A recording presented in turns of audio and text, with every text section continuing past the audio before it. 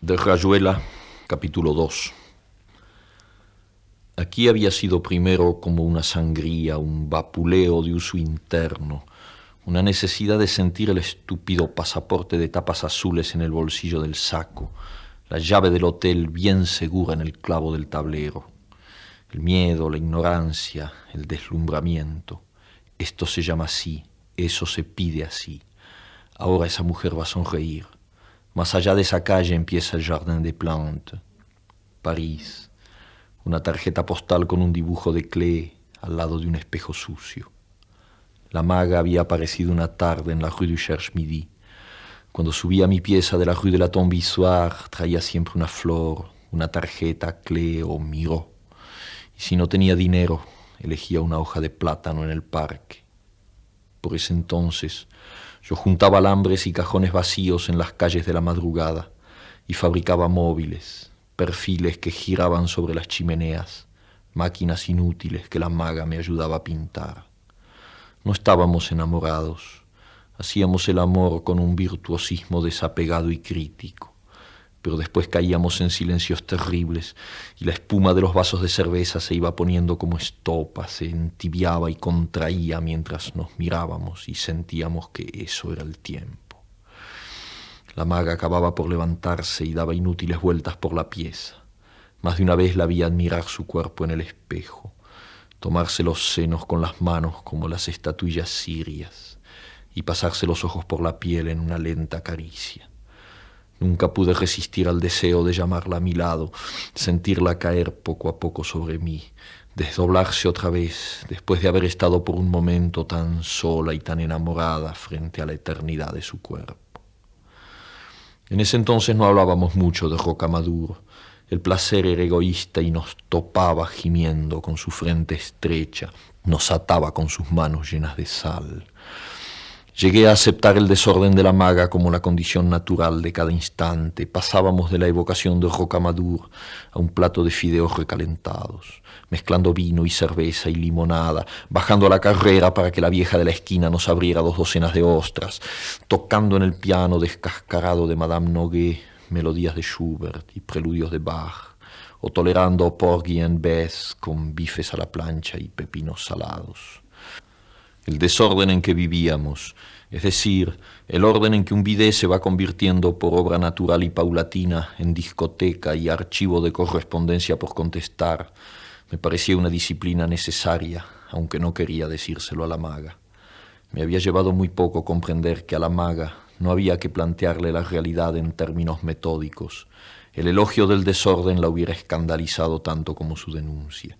Para ella no había desorden. Lo supe en el mismo momento en que descubría el contenido de su bolso.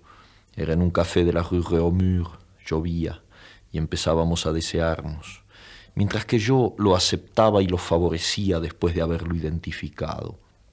De esas desventajas estaba hecha mi relación con casi todo el mundo, y cuántas veces, tirado en una cama que no se tendía en muchos días, oyendo llorar a la maga porque en el metro un niño le había traído el recuerdo de Rocamadour, o viéndola peinarse después de haber pasado la tarde frente al retrato de Leonor de Aquitania y estar muerta de ganas de parecerse a ella, se me ocurría como una especie de eructo mental que todo ese ABC de mi vida era una penosa estupidez porque se quedaba en mero movimiento dialéctico, en la elección de una inconducta en vez de una conducta, de una módica indecencia en vez de una decencia gregaria.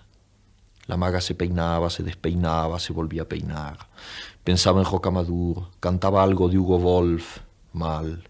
Me besaba, me preguntaba por el peinado, se ponía a dibujar en un papelito amarillo, y todo eso era ella indisolublemente mientras yo ahí, en una cama deliberadamente sucia, bebiendo una cerveza deliberadamente tibia, era siempre yo y mi vida, yo con mi vida frente a la vida de los otros. Pero lo mismo, estaba bastante orgulloso de ser un vago consciente, y por debajo de lunas y lunas, de incontables peripecias donde la maga y Ronald y Rocamadour y el club y las calles, y mis enfermedades morales y otras piorreas, y Berthe Trepas y el hambre a veces, y el viejo Truy que me sacaba de apuros, por debajo de noches vomitadas de música y tabaco y vilezas menudas y trueques de todo género, bien por debajo o por encima de todo eso, no había querido fingir como los bohemios al uso que ese caos de bolsillo era un orden superior del espíritu o cualquier otra etiqueta igualmente podrida, y tampoco había querido aceptar que bastaba un mínimo de decencia joven, para salir de tanto algodón manchado. Y así me había encontrado con la maga, que era mi testigo y mi espía sin saberlo, y la irritación de estar pensando en todo eso, y sabiendo que como siempre me costaba mucho menos pensar que ser, que en mi caso el ergo de la frasecita no era tan ergo ni cosa parecida, con lo cual así íbamos por la orilla izquierda, la maga sin saber que era mi espía y mi testigo, admirando enormemente mis conocimientos diversos y mi dominio de la literatura y hasta del jazz cool, misterios enormísimos para ella. Y por todas esas cosas yo me sentía antagónicamente cerca de la maga. Nos queríamos en una dialéctica de imán y limadura, de ataque y defensa, de pelota y pared. Supongo que la maga se hacía ilusiones sobre mí. Debía creer que estaba curado de prejuicios, o que me estaba pasando a los suyos, siempre más livianos y poéticos. En pleno contento precario, en plena falsa tregua, tendí la mano y toqué el ovillo París, su materia infinita arrollándose a sí misma, el magma del aire y de lo que se dibujaba en la ventana, nubes y buhardillas.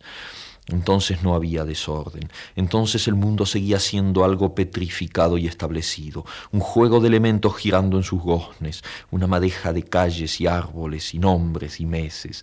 No había un desorden que abriera puertas al rescate, había solamente suciedad y miseria, vasos con restos de cerveza, medias en un rincón, una cama que olía a sexo y a pelo, una mujer que me pasaba su mano fina y transparente por los muslos, retardando la caricia que me arrancaría por un rato a esa vigilancia en pleno vacío. Demasiado tarde siempre, porque aunque hiciéramos tantas veces el amor, la felicidad tenía que ser otra cosa, algo quizá más triste que esta paz y este placer, un aire como de unicornio o isla, una caída interminable en la inmovilidad. La maga no sabía que mis besos eran como ojos que empezaban a abrirse más allá de ella, y que yo andaba como salido, volcado en otra figura del mundo, piloto vertiginoso en una proa negra que cortaba el agua del tiempo y la negaba. De Rayuela, capítulo 7. Toco tu boca. Con un dedo toco el borde de tu boca.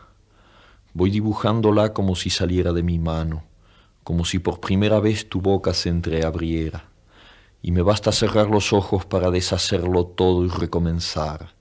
Hago nacer cada vez la boca que deseo, la boca que mi mano elige y te dibuja en la cara, una boca elegida entre todas, con soberana libertad elegida por mí para dibujarla con mi mano en tu cara, y que por un azar que no busco comprender, coincide exactamente con tu boca que sonríe por debajo de la que mi mano te dibuja.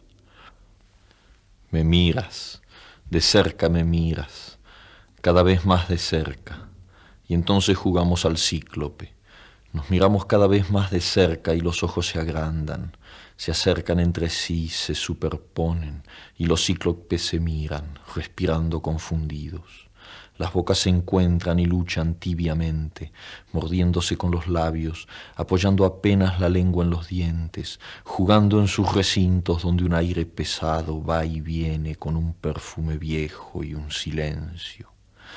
Entonces mis manos buscan hundirse en tu pelo, acariciar lentamente la profundidad de tu pelo mientras nos besamos, como si tuviéramos la boca llena de flores o de peces, de movimientos vivos, de fragancia oscura. Y si nos mordemos el dolor es dulce, y si nos ahogamos en un breve y terrible absorber simultáneo del aliento, esa instantánea muerte es bella, y hay una sola saliva y un solo sabor a fruta madura, y yo te siento temblar contra mí como una luna en el agua. Conducta en los velorios. No vamos por el anís ni porque hay que ir. Ya se habrá sospechado. Vamos porque no podemos soportar las formas más solapadas de la hipocresía. Mi prima segunda la mayor Se encarga de cerciorarse de la índole del duelo, y si es de verdad, si se llora porque llorar es lo único que les queda a esos hombres y a esas mujeres entre el olor a nardos y a café, entonces nos quedamos en casa y los acompañamos desde lejos. A lo sumo, mi madre va un rato y saluda en nombre de la familia. No nos gusta interponer insolentemente nuestra vida ajena a ese diálogo con la sombra. Pero si de la pausada investigación de mi prima surge la sospecha de que en un patio cubierto o en la sala se han armado los trípodes del camelo, entonces la familia se pone sus mejores trajes, espera que el velorio esté a punto y se va presentando de a poco pero implacablemente. En Pacífico, las cosas ocurren casi siempre en un patio con macetas y música de radio. Para estas ocasiones, los vecinos condescienden a apagar las radios y quedan solamente los jazmines y los parientes, alternándose contra las paredes. Llegamos de a uno o de a dos, saludamos a los deudos, a quienes se reconoce fácilmente porque lloran apenas ven entrar a alguien, y vamos a inclinarnos ante el difunto, escoltados por algún pariente cercano. 1 o 2 horas después, toda la familia está en la casa mortuoria, pero aunque los vecinos nos conocen bien, procedemos como si cada uno hubiera venido por su cuenta y apenas hablamos entre nosotros. Un método preciso ordena nuestros actos, escoge los interlocutores con quienes se departe en la cocina, bajo el naranjo, en los dormitorios, en el zaguán. Y de cuando en cuando se sale a fumar al patio o a la calle o se da una vuelta a la manzana para ventilar opiniones políticas y deportivas. No nos lleva demasiado tiempo sondear los sentimientos de los deudos más inmediatos. Los vasitos de caña, el mate dulce y los particulares livianos son el puente confidencial. Antes de medianoche estamos seguros, podemos actuar sin remordimientos. Por lo común, mi hermana la menor se encarga de la primera escaramuza. Diestramente ubicada a los pies del ataúd, se tapa los ojos con un pañuelo violeta y empieza a llorar. Primero en silencio, empapando el pañuelo a un punto increíble, después con hipos y jadeos, y finalmente le acomete un ataque terrible de llanto que obliga a las vecinas a llevarla a la cama preparada para esas emergencias, darle a oler agua de azahar y consolarla, mientras otras vecinas se ocupan de los parientes cercanos bruscamente contagiados por la crisis. Durante un rato hay un amontonamiento de gente en la puerta de la capilla ardiente, preguntas y noticias en voz baja, encogimientos de hombros por parte de los vecinos. Agotados por un esfuerzo en que han debido emplearse a fondo, los deudos amenguan en sus manifestaciones, y en ese mismo momento mis 3 primas segundas se largan a llorar sin afectación, sin gritos, pero tan conmovedoramente que los parientes y vecinos sienten la emulación. Comprenden que no es posible quedarse así descansando mientras extraños de la otra cuadra se afligen de tal manera. Y otra vez se suman a la deploración general, otra vez hay que hacer sitio en las camas, apantallar a señoras ancianas, aflojar el cinturón a viejitos convulsionados. Mis hermanos y yo esperamos por lo regular este momento para entrar en la sala mortuoria y ubicarnos junto al ataúd. Por extraño que parezca, estamos realmente afligidos. Jamás podemos oír llorar a nuestras hermanas sin que una congoja infinita nos llene el pecho y nos recuerde cosas de la infancia, unos campos cerca de Villa Albertina, un tranvía que chirriaba al tomar la curva en la calle General Rodríguez en Banfield, cosas así, siempre tan tristes. Nos basta ver las manos cruzadas del difunto para que el llanto nos arrase de golpe, nos obliga a taparnos la cara avergonzados. Y somos 5 hombres que lloran de verdad en el velorio, mientras los deudos juntan desesperadamente el aliento para igualarnos, sintiendo que cueste lo que cueste deben demostrar que el velorio es el de ellos, que solamente ellos tienen derecho a llorar así en esa casa. Pero son pocos y mienten, eso lo sabemos por mi prima segunda la mayor y nos da fuerzas. En vano acumulan los hipos y los desmayos, inútilmente los vecinos más solidarios los apoyan con sus consuelos y sus reflexiones, llevándolos y trayéndolos para que descansen y se reincorporen a la lucha. Mis padres y mi tío el mayor nos reemplazan ahora. Hay algo que impone respeto en el dolor de estos ancianos que han venido desde la calle Humboldt, 5 cuadras contando desde la esquina, para velar al finado. Los vecinos más coherentes empiezan a perder pie, dejan caer a los deudos, se van a la cocina a beber grapa y a comentar. Algunos parientes, extenuados por 1 hora y media de llanto sostenido, duermen estertorosamente. Nosotros nos relevamos en orden, aunque sin dar la impresión de nada preparado. Antes de las 6 de la mañana somos los dueños indiscutidos del velorio. La mayoría de los vecinos se han ido a dormir a sus casas. Los parientes yacen en diferentes posturas y grados de abotagamiento. El alba nace en el patio. A esa hora, mis tías organizan enérgicos refrigerios en la cocina. Bebemos café hirviendo, nos miramos brillantemente al cruzarnos en el zaguán o los dormitorios. Tenemos algo de hormigas yendo y viniendo, frotándose las antenas al pasar. Cuando llega el coche fúnebre, las disposiciones están tomadas. Mis hermanas llevan a los parientes a despedirse del finado antes del cierre del ataúd. Lo sostienen y confortan, mientras mis primas y mis hermanos se van adelantando hasta desalojarlos, abreviar el último adiós y quedarse solos junto al muerto. Rendidos, extraviados, comprendiendo vagamente pero incapaces de reaccionar, los deudos se dejan llevar y traer, beben cualquier cosa que se les acerca a los labios y responden con vagas protestas inconsistentes a las cariñosas solicitudes de mis primas y mis hermanas.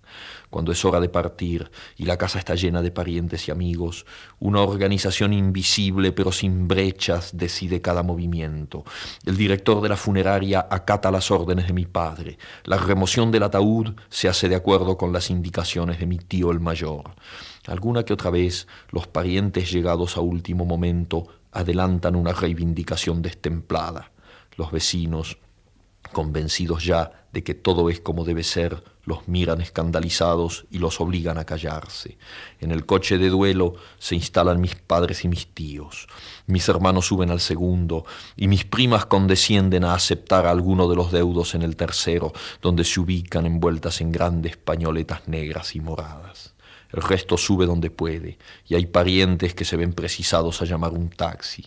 Y si algunos, refrescados por el aire matinal y el largo trayecto, traman una reconquista en la necrópolis, amargo es su desengaño. Apenas llega el cajón al peristilo, mis hermanos rodean al orador designado por la familia o los amigos del difunto, y fácilmente reconocible por su cara de circunstancias y el rollito que le abulta el bolsillo del saco. Estrechándole las manos, le empapan las solapas con sus lágrimas, lo palmean con un blando sonido de tapioca, y el orador no puede impedir que mi tío el menor suba a la tribuna y abra los discursos con una oración que es siempre un modelo de verdad y discreción. Dura 3 minutos, se refiere exclusivamente al difunto, acota sus virtudes y da cuenta de sus defectos, sin quitar humanidad a nada de lo que dice. Está profundamente emocionado y a veces le cuesta terminar. Apenas ha bajado, mi hermano el mayor ocupa la tribuna y se encarga del panegírico en nombre del vecindario, mientras el vecino designado a tal efecto trata de abrirse paso entre mis primas y hermanas que lloran colgadas de su chaleco. Un gesto afable pero imperioso de mi padre moviliza al personal de la funeraria.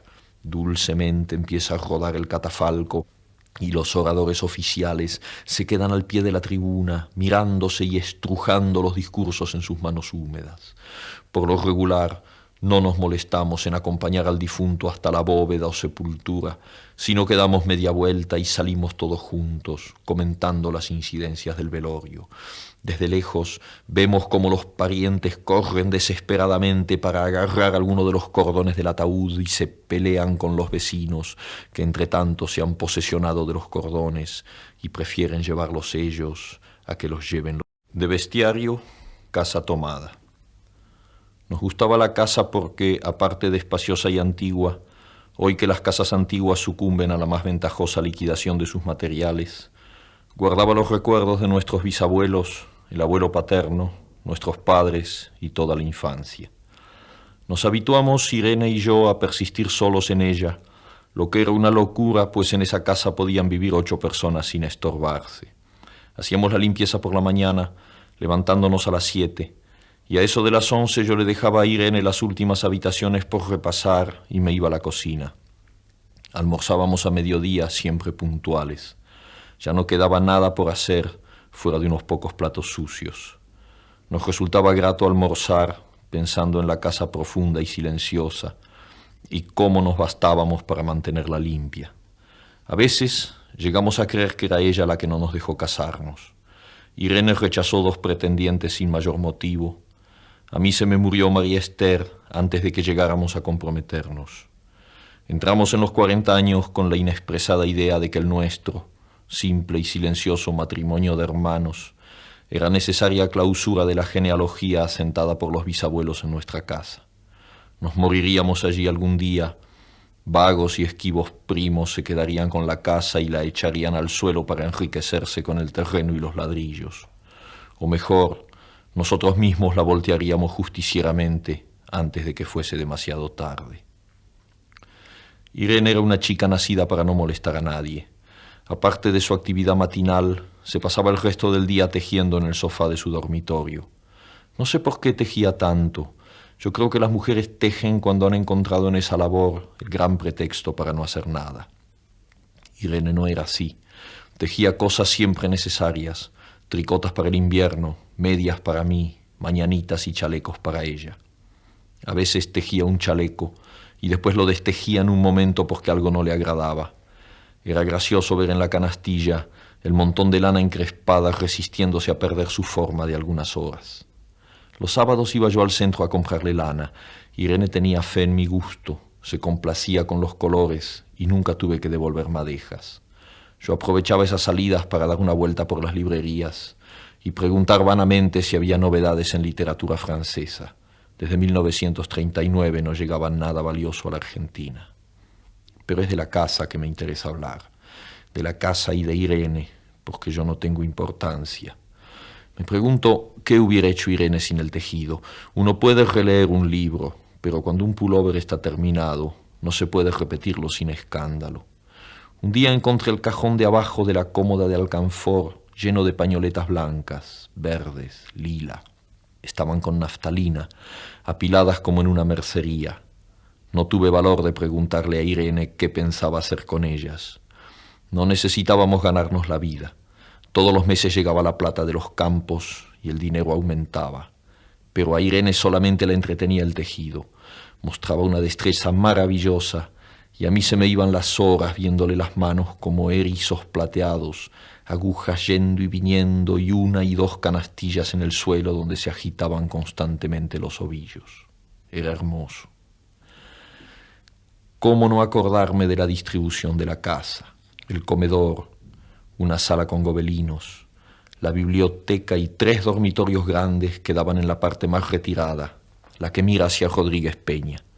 Solamente un pasillo con su maciza puerta de roble aislaba esa parte del ala delantera donde había un baño, la cocina, nuestros dormitorios y el living central al cual comunicaban los dormitorios y el pasillo. Se entraba a la casa por un zaguán con mayólica y la puerta cancel daba al living. De manera que uno entraba por el zaguán, abría la cancel y pasaba al living. Tenía a los lados las puertas de nuestros dormitorios y al frente el pasillo que conducía a la parte más retirada. Avanzando por el pasillo, se franqueaba la puerta de roble y más allá empezaba el otro lado de la casa, o bien se podía girar a la izquierda justamente antes de la puerta y seguir por un pasillo más estrecho que llevaba a la cocina y el baño. Cuando la puerta estaba abierta, advertía uno que la casa era muy grande. Si no, daba la impresión de un departamento de los que se edifican ahora apenas para moverse. Irene y yo vivíamos siempre en esta parte de la casa. Casi nunca íbamos más allá de la puerta de roble, salvo para hacer la limpieza, pues es increíble cómo se junta tierra en los muebles. Buenos Aires era una ciudad limpia, pero eso lo debe a sus habitantes y no a otra cosa. Hay demasiada tierra en el aire. Apenas sopla una ráfaga, se palpa el polvo en los mármoles de las consolas y entre los rombos de las carpetas de macramé. Da trabajo sacarlo bien con plumero. Vuela y se suspende en el aire. Un momento después se deposita de nuevo en los muebles y los pianos. Lo recordaré siempre con claridad, porque fue simple y sin circunstancias inútiles. Irene estaba tejiendo en su dormitorio.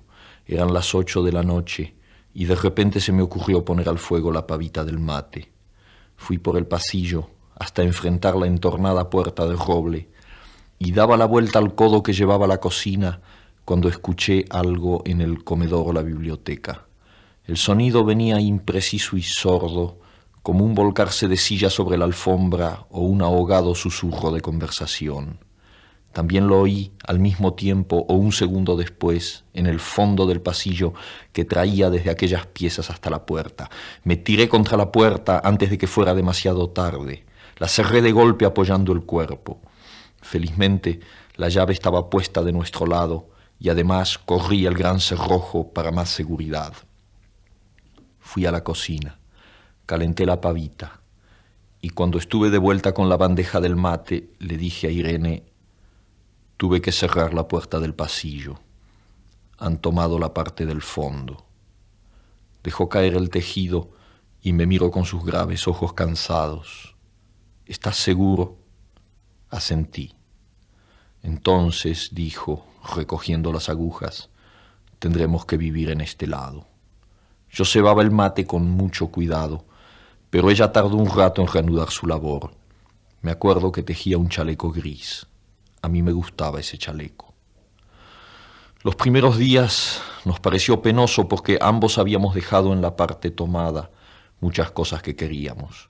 Mis libros de literatura francesa, por ejemplo, estaban todos en la biblioteca. Irene extrañaba unas carpetas, un par de pantuflas que tanto la abrigaban en invierno. Yo sentía mi pipa de enebro y creo que Irene pensó en una botella de esperidina de muchos años. Con frecuencia, pero esto solamente sucedió los primeros días. Cerrábamos algún cajón de las cómodas y nos mirábamos con tristeza. No está aquí. Y era una cosa más de todo lo que habíamos perdido al otro lado de la casa. Pero también tuvimos ventajas. La limpieza se simplificó tanto que aún levantándose tardísimo, a las 9:30, por ejemplo, no daban las 11 y ya estábamos de brazos cruzados. Irene se acostumbró a ir conmigo a la cocina y ayudarme a preparar el almuerzo. Lo pensamos bien y se decidió esto. Mientras yo preparaba el almuerzo, Irene cocinaría platos para comer fríos de noche. Nos alegramos, porque siempre resulta molesto tener que abandonar los dormitorios al atardecer y ponerse a cocinar. Ahora nos bastaba con la mesa en el dormitorio de Irene y las fuentes de comida fiambre. Irene estaba contenta porque le quedaba más tiempo para tejer. Yo andaba un poco perdido a causa de los libros, pero por no afligir a mi hermana me puse a revisar la colección de estampillas de papá y eso me sirvió para matar el tiempo. Nos divertíamos mucho, cada uno en sus cosas, casi siempre reunidos en el dormitorio de Irene, que era más cómodo. A veces Irene decía: fíjate este punto que se me ha ocurrido, ¿no da un dibujo de trébol? Un rato después era yo el que le ponía ante los ojos un cuadradito de papel para que viese el mérito de algún sello de Eupen y Malmedy. Estábamos bien y poco a poco empezábamos a no pensar. Se puede vivir sin pensar. Cuando Irene soñaba en alta voz, yo me desvelaba enseguida. Nunca pude habituarme a esa voz de estatua o papagayo, voz que viene de los sueños y no de la garganta. Irene decía que mis sueños consistían en grandes sacudones que a veces hacían caer el cobertor. Nuestros dormitorios tenían el living de por medio, pero de noche se escuchaba cualquier cosa en la casa. Nos oíamos respirar, toser, presentíamos el ademán que conduce a la llave del velador, los mutuos y frecuentes insomnios. Aparte de eso, todo estaba callado en la casa. De día eran los rumores domésticos, el roce metálico de las agujas de tejer, un crujido al pasar las hojas del álbum filatélico. La puerta de roble, creo haberlo dicho, era maciza. En la cocina y el baño, que quedaban tocando la parte tomada, nos poníamos a hablar en voz más alta o Irene cantaba canciones de cuna. En una cocina hay demasiado ruido de loza y vidrios para que otros sonidos irrumpan en ella. Muy pocas veces permitíamos allí el silencio, pero cuando tornábamos a los dormitorios y al living, entonces la casa se ponía callada y a media luz. Hasta pisábamos más despacio para no molestarnos. Yo creo que era por eso que de noche, cuando Irene empezaba a soñar en alta voz, me desvelaba enseguida. Es casi repetir lo mismo, salvo las consecuencias. De noche siento sed, y antes de acostarnos le dije a Irene que iba hasta la cocina a servirme un vaso de agua. Desde la puerta del dormitorio, ella tejía. Oí ruido en la cocina. tal vez en la cocina o tal vez en el baño, porque el codo del pasillo apagaba el sonido. A Irene le llamó la atención mi brusca manera de detenerme y vino a mi lado sin decir palabra. Nos quedamos escuchando los ruidos, notando claramente que eran de este lado de la puerta del roble, en la cocina y el baño, o en el pasillo mismo donde empezaba el codo casi al lado nuestro. No nos miramos siquiera. Apreté el brazo de Irene y la hice correr conmigo hasta la puerta cancel sin volvernos hacia atrás. Los ruidos se oían más fuerte, pero siempre sordos, a espaldas nuestras. Cerré de un golpe la cancel y nos quedamos en el zaguán. Ahora no se oía nada. Han tomado esta parte, dijo Irene. El tejido le colgaba de las manos y las hebras iban hasta la cancel y se perdían debajo. Cuando vio que los ovillos habían quedado del otro lado, soltó el tejido sin mirarlo. ¿Tuviste tiempo de traer alguna cosa?, le pregunté inútilmente. No, nada. Estábamos con lo puesto. Me acordé de los 15.000 pesos en el armario de mi dormitorio. Ya era tarde ahora. Como me quedaba el reloj pulsera, vi que eran las 11 de la noche. Rodeé con mi brazo la cintura de Irene. Yo creo que ella estaba llorando y salimos así a la calle. Antes de alejarnos tuve lástima. Cerré bien la puerta de entrada y tiré la llave a la alcantarilla. No fuese que a algún pobre diablo se le ocurriera robar y se metiera en la casa, a esa hora y con la casa tomada. Del perseguidor. Dede y Arbukaya han venido a buscarme al diario y los tres nos hemos ido a Vix para escuchar la ya famosa, aunque todavía secreta, grabación de Amoros. En el taxi Dede me ha contado sin muchas ganas cómo la marquesa lo ha sacado a Johnny del lío del incendio, que por lo demás no había pasado de un colchón chamuscado y un susto terrible de todos los argelinos que viven en el hotel de la Rue Lagrange. Multa ya pagada, otro hotel ya conseguido por Tica. Johnny está convaleciente en una cama grandísima y muy linda, toma leche a baldes y lee el Parimachi, el New Yorker, mezclando a veces su famoso y roñoso librito de bolsillo con poemas de Dylan Thomas y anotaciones a lápiz por todas partes. Con estas noticias y un coñac en el café de la esquina, nos hemos instalado en la sala de audiciones para escuchar Amoros y Streptomycin. Art ha pedido que apagaran las luces y se ha acostado en el suelo para escuchar mejor. Y entonces ha entrado Johnny y nos ha pasado su música por la cara. Ha entrado ahí, aunque esté en su hotel y metido en la cama, y nos ha barrido con su música durante un cuarto de hora. Comprendo que le enfurezca la idea de que vayan a publicar Amoros, porque cualquiera se da cuenta de las fallas, del soplido perfectamente perceptible que acompaña algunos finales de frase, y sobre todo la salvaje caída final, esa nota sorda y breve que me ha parecido un corazón que se rompe, un cuchillo entrando en un pan. Y él hablaba del pan hace unos días. Pero en cambio, a Johnny se le escaparía lo que para nosotros es terriblemente hermoso. La ansiedad que busca salida en esa improvisación llena de huidas en todas direcciones, de interrogación, de manoteo desesperado. Johnny no puede comprender, porque lo que para él es fracaso, a nosotros nos parece un camino, por lo menos la señal de un camino, que Amoros va a quedar como uno de los momentos más grandes del jazz. El artista que hay en él va a ponerse frenético de rabia cada vez que oiga ese remedo de su deseo, de todo lo que quiso decir mientras luchaba, tambaleándose, escapándosele la saliva de la boca junto con la música, más que nunca solo frente a lo que persigue, a lo que se le huye mientras más lo persigue. Es curioso. Ha sido necesario escuchar esto, aunque ya todo convergía a esto, a Amoros, para que yo me diera cuenta de que Johnny no es una víctima. No es un perseguido como lo cree todo el mundo, como yo mismo lo he dado a entender en mi biografía. Por cierto que la edición en inglés acaba de aparecer y se vende como la Coca-Cola. Ahora sé que no es así, que Johnny persigue en vez de ser perseguido, que todo lo que le está ocurriendo en la vida son azares del cazador y no del animal acosado.